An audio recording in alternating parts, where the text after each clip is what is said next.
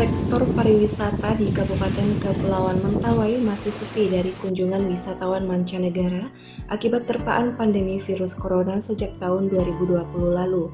Wisata bahari seperti spot-spot surfing yang merupakan sebagian besar dari sumber pendapatan asli daerah tampak mati suri yang juga berdampak pada perekonomian para pelaku usaha wisata. Nora Rizka, salah satu pelaku usaha sektor pariwisata Mentawai Surf Camp di Dusun Paipai, Kecamatan Siberut Barat Daya, menyebutkan bahwa mayoritas resort maupun surf camp di Mentawai tutup semua. Sepinya pengunjung menurut Lora dikarenakan aturan dari negara asal turis asing dan aturan di negara Indonesia, seperti imigrasi di mana setiap tamu yang masuk harus dikarantina dulu di Jakarta. Selain itu, mereka rata-rata tidak bisa membayar penuh paket wisata dan biasanya hanya setengahnya saja. Seperti misalnya di tempat saya 3 juta satu malam, sekarang mereka minta ditawar sampai 1 juta atau di bawah 1 juta. Berarti ada tamu lah selama pandemi ini? Enggak juga, kebanyakan tempat tutup.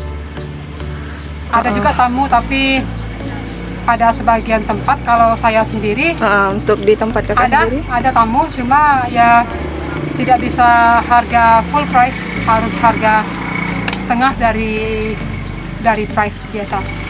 Biasanya tamu-tamunya dari mana nih Kak? Dari kebanyakan tamu saya Australia sama Inggris, Eropa, Amerika juga sebagian.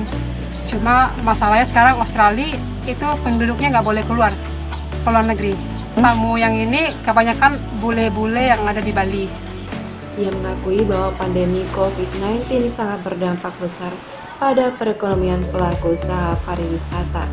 Kalau dampaknya untuk usaha resort ini gimana nih Kak? Sangat banyak. Beda dari sebelumnya, sebelum kena pandemi? Oh, sangat banyak, karena kita kan tetap harus membayar karyawan, membayar staff, tapi ya nggak ada uang masuk gitu.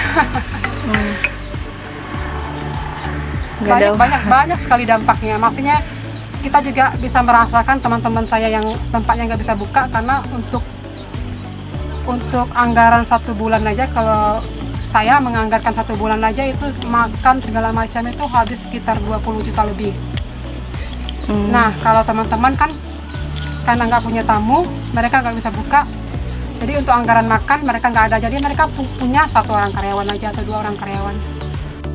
Karena sepi turis asing selama pandemi COVID-19, Lora menyebutkan bahwa ada wisatawan lokal yang meminta harga di bawah Rp500.000. Sementara untuk tarif Rp500.000 hanya bisa untuk menginap saja. Jika tamu meminta menggunakan speedboat dari satu ombak ke ombak lainnya, tentu tarifnya lebih mahal. Wisatawan lokal juga bisa, cuma mereka lebih minta harga di bawah 500.000. Oh, di bawah kan? 500.000. Kalau 500.000, kalau untuk Mentawai, kalau penginapan biasa boleh. Tapi kalau mereka minta menggunakan speedboat dari satu ombak ke ombak lain, itu memang, makanya teman-teman itu memang mahal. Teman-teman juga banyak nggak buka gara-gara itu. Iya, karena wisatawan lokal biasanya selalu minta diskon. Nggak bisa seperti bule misalnya 50% gitu? Bisa, tapi mereka harus bayar biaya transportasi boat sendiri. Jadi ada nanti biaya ekstra. Misalnya kami berlakukan 500.000 itu akomodasi sama makanan, ya kan? Nanti kalau mereka mau ke lihat ombak atau pulau lain, mereka harus beli minyak sendiri, harus bayar apa sendiri. Jadi transportasi bisa bayar sendiri. Sebenarnya di Mentawai, apalagi di Siberut Barat Daya, yang memahalkan kan transportasi.